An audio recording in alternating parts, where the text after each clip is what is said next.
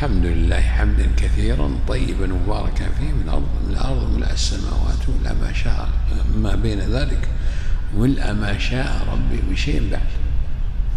كان حذيفة بن اليمان رضي الله عنه يصلي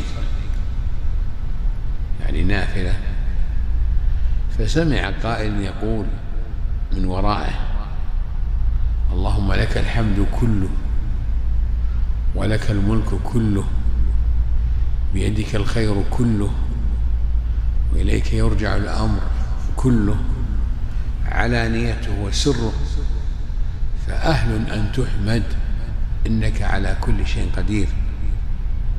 اللهم اغفر لي جميع ما مضى من ذنوبي واعصمني فيما بقي من عمري وارزقني أو أزلفني عملا صالحا يرضيك عني.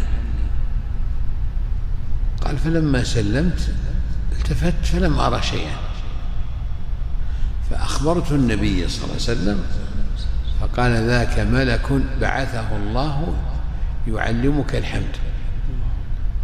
فينبغي حفظ هذا الدعاء وأن يقوله الإنسان في الصباح والمساء عند النوم وعند اليقظة، لأنه دعاء شامل وجامع. اللهم لك الحمد كله ولك الملك كله بيدك الخير كله وإليك يرجع الأمر كله علانيته وسره فأهل أن تحمد إنك على كل شيء قدير.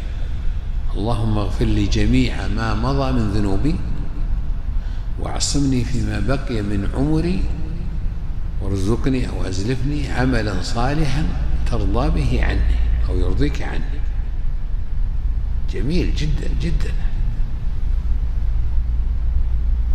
والله أعلم، وصلى الله وسلم وبارك على نبينا محمد وعلى آله وصحبه. جزاكم الله خير، ثابكم الله شيخ.